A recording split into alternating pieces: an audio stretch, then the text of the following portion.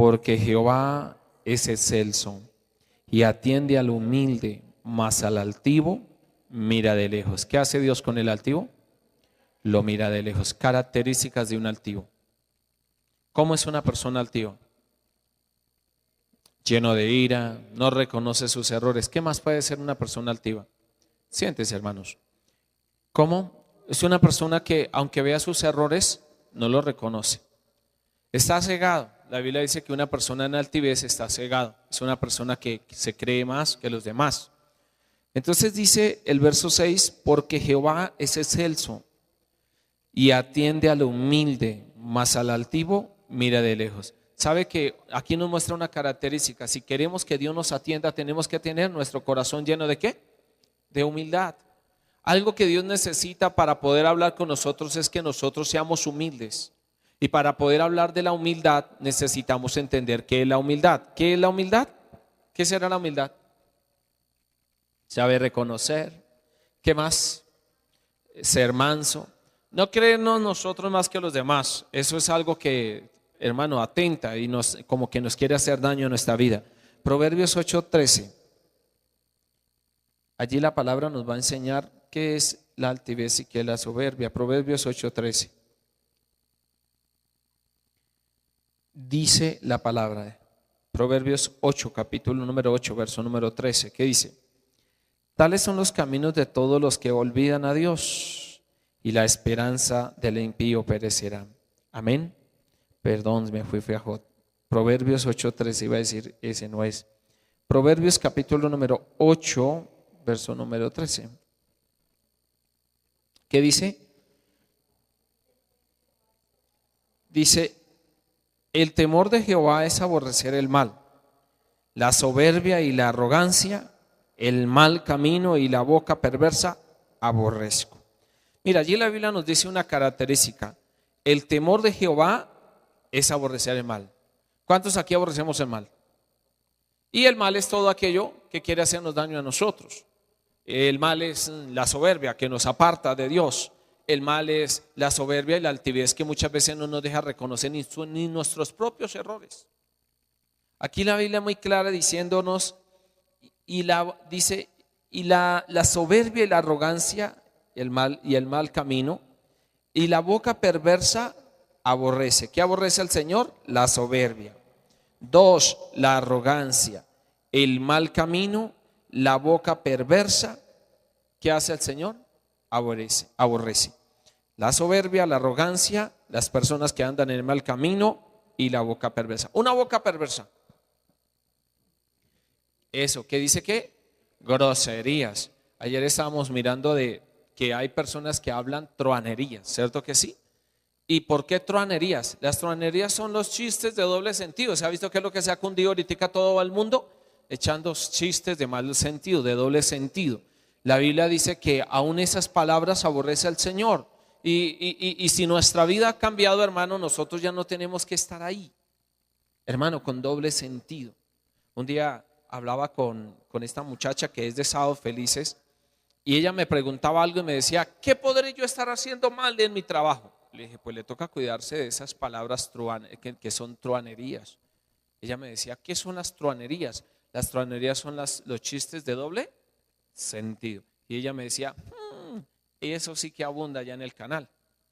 Los chistes de doble sentido, ¿cierto? Yo un día les contaba que, bueno, Patricia Silva, esta muchacha que es de Sábado Felices, y pues hemos hablado muchas veces, hasta un día la invité para que viniera acá. Amén. Entonces, hermano, uno dice, hay gente que ya se acostumbra a tener chistes de doble sentido, viven de los chistes de doble sentido. Entonces, la Biblia dice que tenemos que tener cuidado con nuestra ¿qué? Dice, leámoslo otra vez al 13, el temor de Jehová es aborrecer el mal, la soberbia y la arrogancia, el mal camino y la boca perversa, aborrezco. Amén. ¿Qué es la arrogancia? A ver, porque vamos a mirar esto para poder irnos a enfocarnos a algo más tremendo. ¿Qué es la arrogancia? A ver, si usted puede descubrir qué es una persona arrogante. Una persona arrogante es una persona que usted le puede descubrir una falta y ellos dicen que no. Están bien. Le puede estar diciendo, oiga, usted tiene un defecto y esa persona dice no.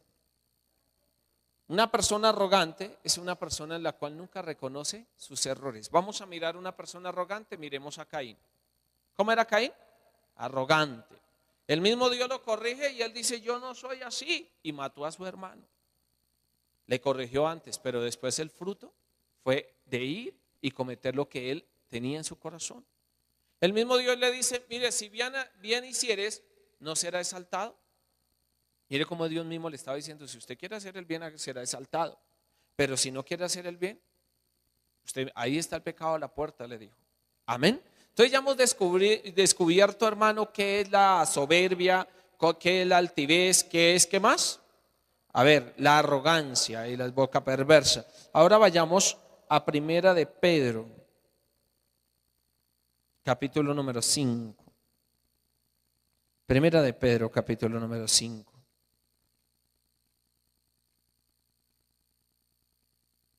Amén. Primera de Pedro, capítulo número 5. ¿Y qué dice el verso número 5? Eso es lo que estamos viendo en estos tiempos. Primera de Pedro, capítulo número 5. En el verso número 5, ¿qué dice? Primera de Pedro 5, 5.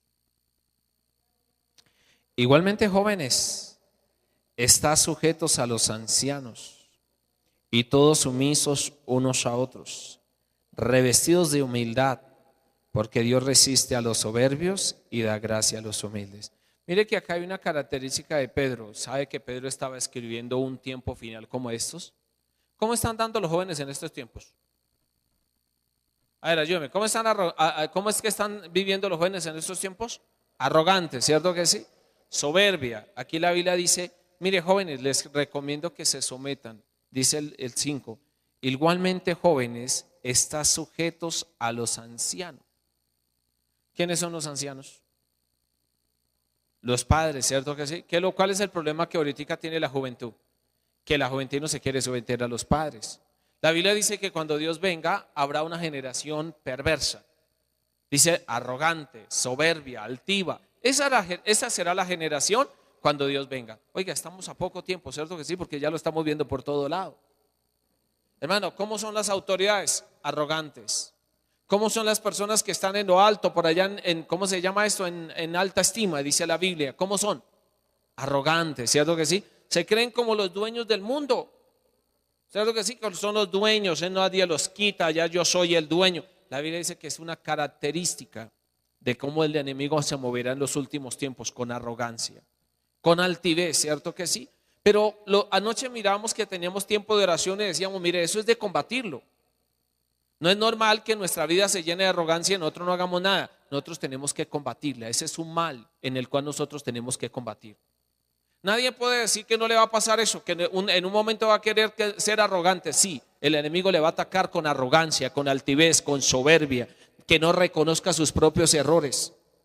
Eso es lo que pasa en la vida de una persona. Y ahora vamos a mirar, hermano, ya que sabemos qué es la altivez, qué es la soberbia, qué es la arrogancia, vayámonos para Daniel. Y hoy quiero estudiar la vida de un hombre llamado Nabucodonosor. ¿Cómo era Nabucodonosor?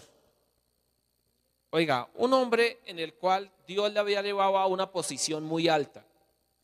Uy, Nabucodonosor, usted sabe que Nabucodonosor alcanzó a gobernar casi toda Europa y parte de África y parte de Asia. Casi todo el mundo, dice la Biblia, que lo gobernó, parte del mundo lo gobernó Nabucodonosor.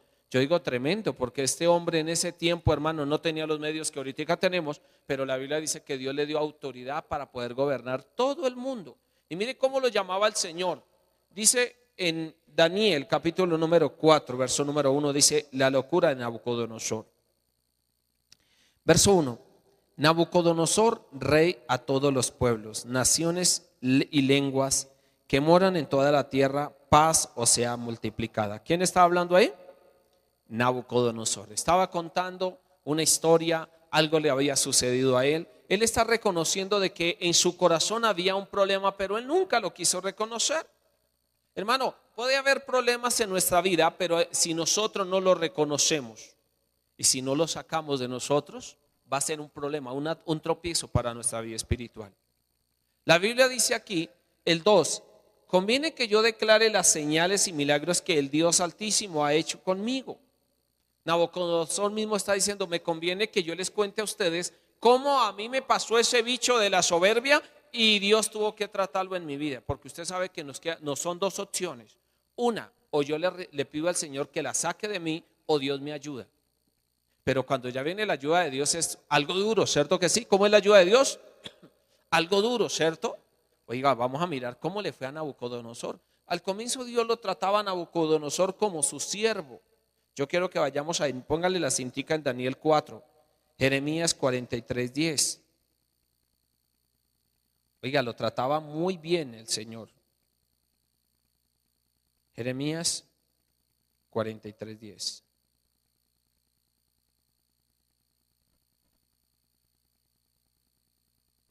¿Cómo lo trataba Dios? Eso que no era convertido todavía. ¿Sabe que a veces Dios nos trata a nosotros como siervos y eso? Por eso hay la profecía. Se ha visto que hay veces Dios permite que alguien es declarado, este es mi siervo, pero es un patán, es una persona malcriada, como dijeran por ahí. Así lo trató Dios a Nabucodonosor, sabía que iba a reconocer. Jeremías 43:10, ¿qué dice? Y diles, así ha dicho Jehová de los ejércitos, Dios de Israel. He aquí, yo enviaré y tomaré a Nabucodonosor, rey de Babilonia, mi siervo. ¿Cómo lo trató? Mi siervo. Acuerde que el domingo le enseñamos a meditar la palabra, no a leer, sino a meditar. Mi siervo. ¿Qué significa la palabra mi siervo? Mi servidor. Dígalo fuerte, mi servidor. ¿Qué era Nabucodonosor para Dios ahí cuando era todavía un patán? Un servidor. La Biblia dice que Nabucodonosor mataba, comía del muerto hermano y hacía unas cosas que uno diría, uy, terrible, ¿cómo Dios lo va a llamar mi siervo? Porque aquí se lo estaba anunciando por medio de Jeremías. Estaba diciendo Jeremías, ve y dígale al pueblo de Israel que se entregue a Nabucodonosor porque yo los puse, yo les mandé a mi siervo para que los lleve cautivos porque no hacen caso. Siguiente, y pondré su trono sobre estas piedras que he escondido y extenderá su pabellón sobre ellas. ¿Qué le estaba diciendo Dios por medio de Jeremías a Israel? Entréguese. ¿Por qué? Porque Israel también tenía un problema. ¿Cuál era el problema de Israel? La soberbia, la altivez, ¿cierto que sí? ¿Cuál era el problema de Israel? La soberbia. También tenía el problema Nabucodonosor, pero es que todavía Dios no se lo iba a tratar. Usted sabe que hay veces que la gente anda con una soberbia, con una altivez, hasta el tiempo que Dios le va a tratar ese temita. Por eso es importante que si nosotros descubrimos algo malo en nuestra vida, le pidamos al Señor, ¿cierto que sí? La Biblia dice, si alguna iniquidad hubiera en dónde, en mí, y la echaré fuera, significa que el que tiene que echar fuera algún problema, alguna situación que usted ve que está mal, es usted. Pero si usted y yo esperamos, hermano, Dios nos va a ayudar, y la ayuda de Dios es algo tremenda. Nos recordamos, hermano, ¿qué le pasó a David? No quiso contarle su problema a Dios, ¿y cómo lo dejó? En vergüenza. Todo el pueblo de Israel se dio cuenta de que el rey David había cometido un pecado y se había quedado callado. Hermano, lo sacó a vergüenza, porque hay gente, hermano, que queda en vergüenza. Hay veces, hermano, la gente comienza y le habla, lo comienzan a trabajar con sus labios, a hablar mal de él. ¿Por qué sucede eso? Porque hay personas que no le han confesado a Dios y no han buscado a Dios. Levante la mano, dígale, yo tengo que confesarle a Dios todo lo que me pase, todo lo que yo tenga, las dificultades que hayan en mi vida. Todo eso se lo tenemos que contar al Señor. ¿Será que sí o que no? Claro, hermano. Aquí la Biblia dice que cómo lo trataba nuevamente. Dice, y diles, así ha dicho Jehová de los ejércitos, Dios de Israel, he aquí yo enviaré y tomaré a Nabucodonosor, rey de Babilonia, mi siervo. ¿Cómo lo trataba? Dígale, como su siervo. Ahora un poquito más atrás, capítulo número 27. Jeremías 27. Dice la Biblia que los iba a entregar a yugos, que iban a quedar yugados el pueblo de Israel. Pero ¿cuál era el yugo? El yugo era Nabucodonosor. Jeremías 27:6. ¿Estamos? Y ahora yo he puesto todas estas tierras en mano de Nabucodonosor, rey de Babilonia, mi siervo. y aún las bestias del campo le he dado para que le sirvan. ¿Qué le había dado Dios a Nabucodonosor? Levante la mano y dígale: poder. Mire, hermano, Dios nos da poder a nosotros también. ¿Qué dicen ustedes? ¿Será que Dios nos da poder? ¿Usted tiene poder en la casa?